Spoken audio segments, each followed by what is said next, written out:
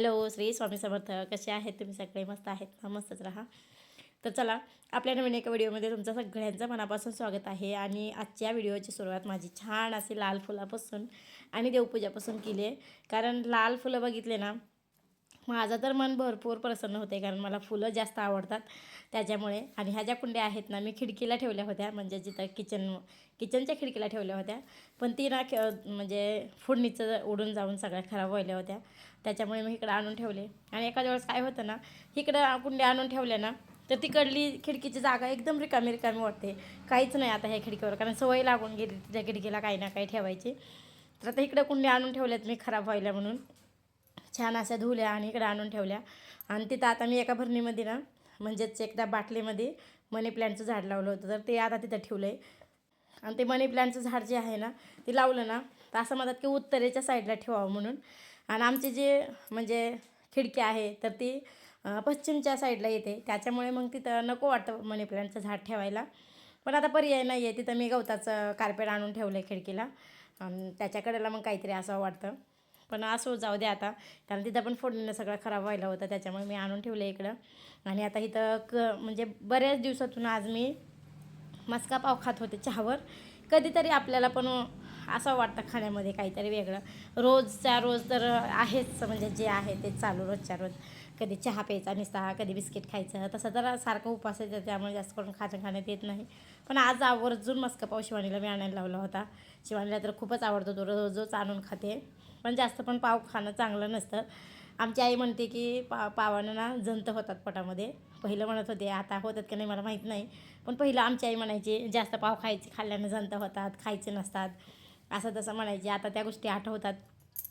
किती 80 रुपये म्हणलं ना तुम्हाला, तर इथे आले आले म्हणायचं, पण आहे 250 आले, 200 रुपये राहतात अजून. 200 रुपये. तर इथे ना एक कस्टमर आलं होतं, म्हणजे शेजारच्याच भाभी होत्या. त्यांचं ब्लाऊज अर्जंट शिवून द्यायचं होतं, कारण मला पण उद्या जायचं आहे दिंडीला. त्याच्यामुळे मग त्यांना वाटलं की तू जर गेली तर माझं ब्लाऊज घरातच अडकून राहील, त्याच्यामुळे माझं शिवून दे म्हणून ते सकाळी सकाळी पैसे घेऊन आले होते अगोदर. कारण गिरायकांना पण आशा राहते की पैसे दिले ना तर टेलर पटमण्या शिवतं. आणि टेलरचं पण कसं असतं ना, ज्यांचे पैसे अगोदर आले ना त्यांचं पटमण्या शिवून द्यावं वाटतं, कारण वज्जं असतं टेलरवर पण, ज्या कस्टमरने अगोदर पैसे दिले त्यांचं. त्याच्यामुळे त्यांचं पटमण्या जातं. म्हणून त्या सकाळी सकाळी पैसे घेऊन आल्या होत्या. आणि म्हणजे निम्मे दिले आणि निम्मे ठेवले. कस्टमरचं तसंच असतं, अर्धे पैसे देतात आणि अर्धे महागं ठेवतात. पण त्यांना पण एकच ब्लाऊज द्यायचं होतं, एक महागं ठेवायचं होतं. त्याच्यामुळे त्यांना मी हिशोब सांगत होते की किती आले, किती द्यायचे, असं तसं. 10-5 रुपये कमी केलं ना तर गिरायकांना पण जरा बरं वाटतं की बाबा एवढे 10-5 रुपये तरी कमी केलेत म्हणून. कारण कोणकोणतरी असा विचार करतं ना, म्हणजे समजा आता 1,000ची जर वस्तू घेतली आणि त्याच्या मागं 10-10 रुपये कमी केले, 100 मागं 10 रुपये जर कमी केले, तर 1000च्या मागं 100ची नोट निघते, असं एकेकाचा विचार असतो. त्याच्यामुळे 10-5 रुपये जरी कमी केलं ना तर तेवढंच जरा बरं वाटतं गिरायकाला पण. तर त्या भाभी गेल्या पैसे देऊन. आणि नंतर माझ्या इथं कामं चालू होते. आणि बायकांचं कसं असतं ना, किती बी जरी कामं केले ना तर काही ना काही राहून जातं, कारण त्यांचं मन काही स्थिर नसतं जाग्यावर. हे काम झालं की ते करायचं, ते काम झालं की ते करायचं, स्वयंपाक करत करत दुसरं काम बघायचं. कारण किचन ओट्यावर पण ना नुसत्या चहा पाण्याचाच पसारा भरपूर पडला होता. चहा पेस्तोर तुम्ही बघितलं ना किचन वाट्यावर किती पसारा पडला होता. आणि तसा जर पसारा सगळा किचनवर पडला ना तर कोणतं कामच सुधरत नाही. कधी ते राडा काढेल सगळा आणि कधी स्वयंपाकाला लागेल असं वाटतं.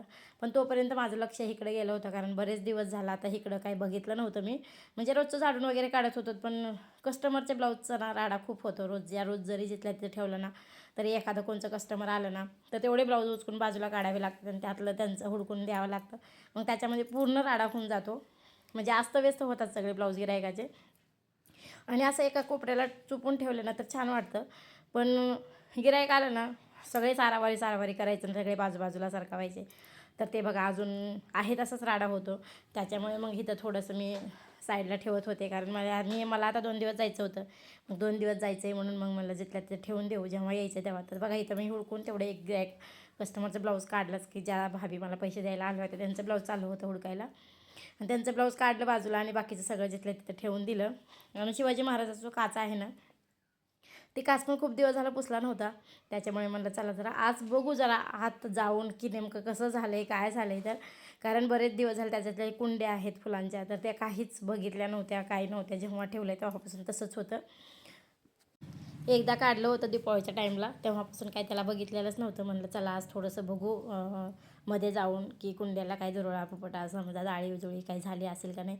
मान्य आहे त्याला काच आहे पॅक आहे त्यात कुठला दुरळा पोपटा जाणार आहे, पण किती बी जरी पॅक असलं ना तरी पण जाळी व्हायला काही लागत नाही. जाळी नाही तिथे जाते जाळी.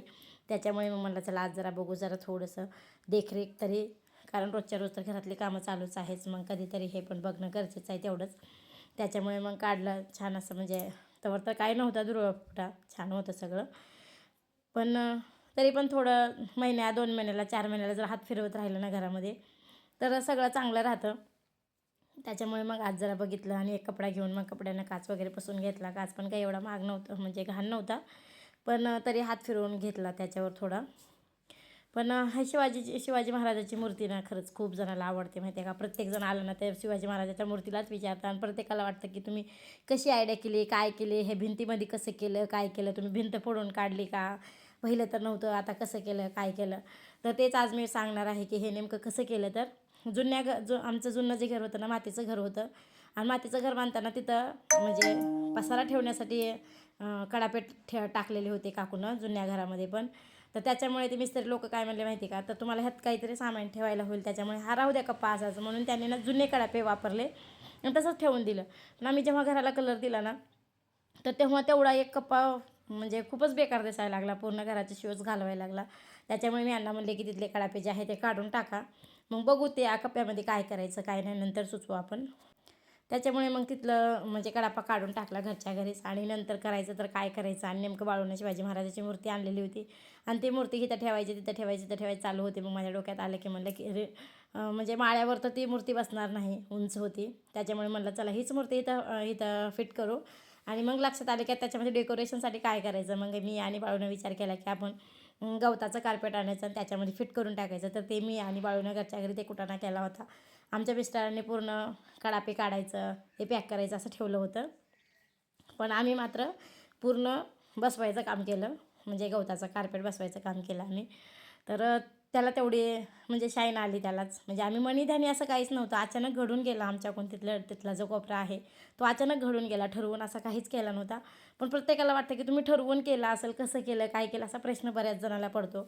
आणि आमच्या घरातलं बघून ना बऱ्याच जणाला वाटतं की आता आपण पण असंच करावं. एक तर दिदी होती, तिनं मला स्टँडवर विचारलं की तुम्ही कसं केलं काय केलं. आमच्या पण घरी आमचा भैया असाच महागा लागलो की आपण पण असंच करायचं असंच करायचं.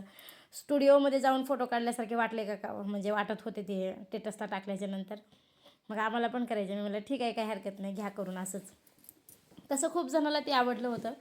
त्याच्यामुळे मग कसं असतं आपल्यात एखादी वस्तू असली आणि तिच्या समोर ज्याला आवडली ना तर आपल्याला पण समाधानी वाटतं की आपण काहीतरी केलं आहे आणि ते लोकांना आवडायला लागले असं वाटतं.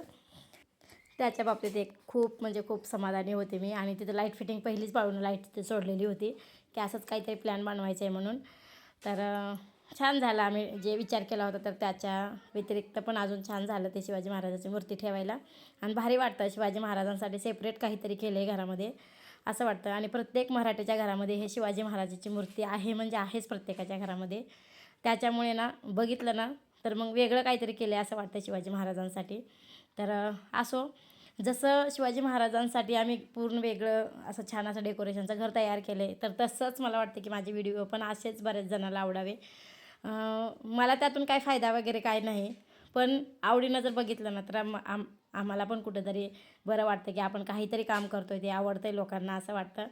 त्याच्यामुळे पण बघू आता तो योग कधी येते काय येते माहीत नाही मलासुद्धा. तर मी भाजीला फोडणी टाकली. तुम्हाला मगाशीच म्हटलं की बायकांचं मन काय थीर नसतं, हे काम केलं की ते करू का ते करू का ते करू का असंच चालू राहतं सगळं. तर आता भाजीला फोडणी टाकली, त्यात पाणी बतलं शिजायला आणि मी लगेच बाहेर आले. म्हणजे ब्लँकेट जे आहे ते मगाशी घरातलं काढलं होतं मी भिजवून ठेवलं होतं, तर ते जास्त काही घाण नव्हतं. पण देवाला न्यायचं म्हणल्याच्या नंतर पाण्यातून तरी काढावंच लागतं थोडंफार का होईना. त्याच्यामुळे पाण्यातून काढलं आणि हे वाळवायला ठेवलं, कारण पाणी पूर्ण नितळलं होतं त्यातलं. म्हणून तोपर्यंत इकडं भाजी शिजत होती. असंच असतं बायकांचं प्रत्येकाचं, एक कामात काही त्यांचा जीव गुंतलेला नसतो. थोडा थोडा थोडा प्रत्येक घरामध्ये आणि प्रत्येक कामामध्ये त्यांचा जीव गुंतलेला असतो. तर बघा इथं माझं बाहेरचं ब्लँकेट मी वाळू घातलं तोपर्यंत भाजी इथं शिजली आणि आता टाकलं त्याच्यामध्ये वांगं. आणि ही जी भाजी आहे ना, ज्या दिवशी आमच्यात पाहुणे आले होते म्हणजे आमची मावशी आली होती तर त्या दिवशी मी ह्या भाजी केली होती ही भाजी. पण त्याच्यात मोठे हरभरे टाकले होते मी, म्हणजे चणे फुटाणे टाकले होते. ती भाजी खूप आवडली, खूप म्हणजे खूप. अजूनसुद्धा त्या भाजीची चर्चा आहे. म्हणजे आमची मावशी आणि आईची जी मैत्रीण होती ते अजून पण घोकतात की भाजी खूपच छान केली होती. म्हणून शिवानीला वाटलं की आज पण आपण तसलीच भाजी बनवायची.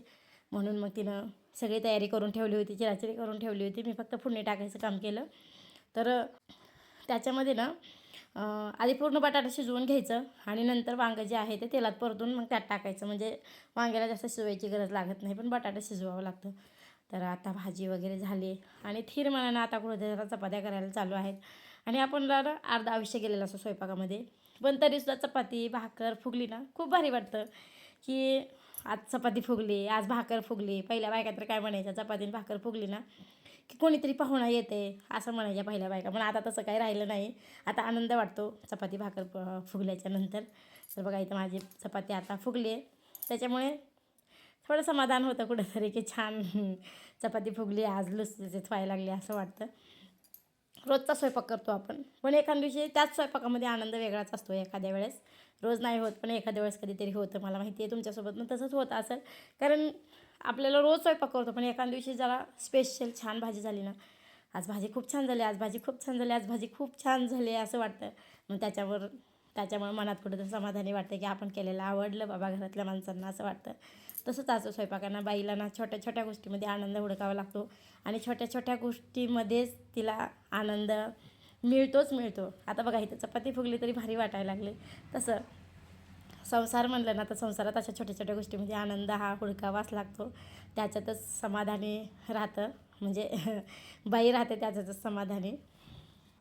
तर बघा माझ्या ह्या बोलण्यावर तुम्हाला काय वाटतं ते पण मला नक्की सांगा. म्हणजे खरं आहे का खोटं आहे, कसं वाटतं ते सांगा. कारण मला माहिती आहे की बायकांना छोट्या छोट्या गोष्टींमध्ये आनंद होतो जास्त. तर बघा बोलत बोलत माझी चपाती छान असे फुगले आणि माझा स्वयंपाक पण होत आला आहे. कारण मला 4-5 चपात्या आणि एक भाकर बनवायची. ती भाकर तर अगोदरच करून ठेवली होती, कारण काकूला लवकर जेवायला लागतं म्हणून. तर आता इथं पूर्ण स्वयंपाक झाला माझा सगळा. किचनवट्ट्यावरची आवराआवर केली. आणि हे जे मातीचं भांडं आहे ना, ते खूप दिवसापासून पहिल्यांदा एकदा भाजी केली आणि ते तसंच ठेवून दिलं होतं. आणि मध्ये एकदा त्यात भाजी केली होती, तो वास येत होता त्या भांड्यामध्ये. त्याच्यामुळे म्हटलं चला आज जरा थोडंसं स्वच्छ करू कशानंतरी. तर मी ना लिंबू आणि मीठ घेतलं, कारण मला एक जणानं सांगितलं होतं की लिंबू आणि मिठानं जर मातीचं भांडं घासलं ना तर वास अजिबात येत नाही. म्हणून म्हटलं चला आज ट्राय करून बघू. बरेच दिवस त्यात काही केलं पण नव्हतं आणि आता मला त्यात इरजण लावायचं होतं, म्हणजे दही इरजायला लावायचं होतं त्याच्यामध्ये.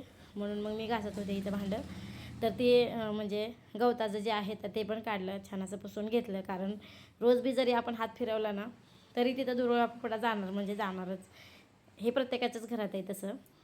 त्याच्यामुळे मला तर एकदा वाटतं ना, जुनं घर होतं तेच बरं होतं. कारण जुन्या घरामध्ये नाही बी जरी म्हणजे हात फिरवला ना तरी घर स्वच्छच दिसायचं. पण आता तसं नाही, आता रोज जरी हात फिरवला ना तरी घाणच वाटतं कुठं ना कुठं. तर इथे बघा लिंबू आणि मीठ घेऊन मी भांडं छान असं मधून स्वच्छ केले. आणि नंतर बघितलं, आधी बघितलं तर वास खूप बेकार येलो होता, नंतर बघितलं तर वास काहीच येत नव्हता. खूप छान भांडं निघालं होतं स्वच्छ असं. तर आता मला त्याच्यामध्ये दही लावायला भारी वाटेल, कारण दही पण छान होईल त्याच्यामध्ये. घट्ट एकदम दही निघतं मातीच्या भांड्यामध्ये, म्हणून मला त्यात दही लावायचं होतं. म्हणून आज भांडं घासून घेतलं. तर चला, असा होता आजचा व्हिडिओ आवडला असेल तर एक लाईक नक्की करा. व्हिडिओला सबस्क्राईब करायला विसरू नका आणि व्हिडिओ कसा वाटला ते पण नक्की सांगा. तर चला मग आता व्हिडिओचा एंड करायचा टाईम झाला आहे. आता माझी आवरावर तर काही किती पण काढली तर संपणारच नाही. कंटिन्यू आवरावर चालूच राहणार नाही. बायकाचं तसंच असतं, किती बी जरी कामं केले ना काही ना काय त्यांच्या हातातून काम राहूनच जातं. इथलं केलं की तिथलं राहतं, तिथलं केलं की तिथलं राहतं, असं बऱ्याच जणांचं होत असेल आणि मला माहिती आहे होतंय. तर भांडं आता झालं माझं आणि पूर्ण काम झालं होतं. आता फक्त जेवण बाकी होतं, कारण सगळं काम झाल्याशिवाय जेवण करू वाटत नाही. त्याच्यामुळे इथलं सगळं उरकून घेतलं आणि नंतर आम्ही जेवतो. तर चला आता व्हिडिओचा एंड करते. व्हिडिओ आवडला असेल तर एक लाईक नक्की करा. तर चला बाय. श्री स्वामी समर्थ. अजून एकदा